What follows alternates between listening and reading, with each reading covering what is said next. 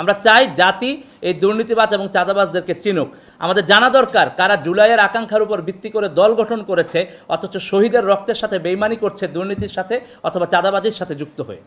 স্পষ্টভাবেই সেখান থেকে চলে এসেছিলাম অর্থনৈতিক স্বচ্ছতার ব্যাপারে অভিযোগ তুলেই। সুতরাং সেই অভিযোগ, আমরা যা অভিযোগ তুলেছিলাম তা আজ সত্য প্রমাণিত হয়েছে। কারণ তাদের থেকে অভিযোগ এসেছে যে একটা দলের রথী মহারথী সবাই জড়িত। তারপরেও জনগণের মধ্যে যেন সন্দেহ না থাকে সেজন্য আমরা স্পষ্টভাবে বলেছি, অনুরোধ করেছি যে সৎসাহস থাকলে সেই তথ্য আপনারা প্রকাশ করুন, জাতির সামনে প্রকাশ করুন। এমনকি আমরা বলেছি দুর্নীতি দমন কমিশনের কাছে সেই তথ্যগুলো দিন। আমরা চাই জাতি এই দুর্নীতিবাজ এবং চাঁদাবাজদেরকে চিনুক। আমাদের জানা দরকার কারা জুলাইয়ের আকাঙ্ক্ষার উপর ভিত্তি করে দল গঠন করেছে অথচ শহীদের রক্তের সাথে বেইমানি করছে, দুর্নীতির সাথে অথবা চাঁদাবাজির সাথে যুক্ত হয়ে। বৈষম্য বিরোধী ছাত্র আন্দোলন আমাদের ইতিহাসের অংশ হয়ে গেছে, এটা ঐতিহাসিক অংশ। কারণ হলো বৈষম্য বিরোধী ছাত্র আন্দোলনের ব্যানারেই আমরা সবাই এক হয়েছিলাম। আপনারা জানেন যখন 1 জুলাই বৈষম্য বিরোধী ছাত্র আন্দোলন প্রতিষ্ঠা করা হয়, গঠন করা হয়, তখন থেকে সারা বাংলাদেশের আপামর ছাত্র জনতা সবাই কিন্তু ওই ব্যানারে এসে যুক্ত হয়েছেন।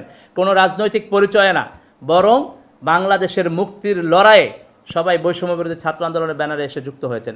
সুতরাং বৈষম্য বিরোধী ছাত্র আন্দোলনের ব্যানারটি হলো একটি ঐতিহাসিক ব্যানার। সুতরাং এই ব্যানারের কথা ইতিহাস লিখতে গেলে অবশ্যই উল্লেখ করতে হবে।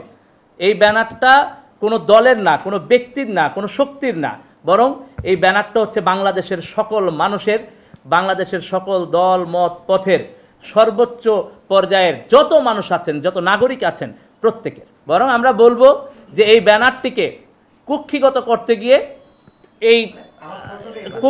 করতে গিয়ে এই ব্যানারটিকে বিতর্কিত করা হয়েছে। কিন্তু ইতিহাসে তার যে ভূমিকা, সেই ভূমিকা তো থাকবেই। যারা এই ব্যানারটিকে বিতর্কিত করেছেন, যারা এই দলীয় পরিচয়ে কুক্ষিগত করতে গিয়ে অথবা নিজের দলীয় স্বার্থে অথবা আন্দোলনের ক্রেডিট নিতে গিয়ে যারা এই ব্যানারটিকে কুক্ষিগত করতে চেয়েছেন, তারা ইতিহাসের কাছে দায়বদ্ধ থাকবেন। জনগণের কাছে তাদের পরিচয় প্রকাশ হয়ে গেছে। সুতরাং খুব দ্রুতই ছাত্র জনতার কাছে তারা ধিকৃত হবেন, ধিকৃত হচ্ছেন ইতিমধ্যেই। অন্তত চাঁদাবাজি এবং দুর্নীতির ঘটনা দেখলে তো মনে হয় যে তারা এই জুলাই চেতনাকে বিক্রি করছেন। কিন্তু আমরা যারা অর্থনৈতিক সততা, দুর্নীতিবাজ ও চাঁদাবাজ মুক্ত বাংলাদেশের স্বপ্ন দেখি, জুলাই অভ্যুত্থানে আপনারা সহ আমরা যারা অংশগ্রহণ করেছি, আমরা ওদের কাছে এই জুলাইকে বেচতে দিব না। এটা আমাদের স্পষ্ট অঙ্গীকার যে কতিপয় মানুষের দুর্বৃত্তায়নের কারণে জুলাই বিক্রি হয়ে যেতে পারে না।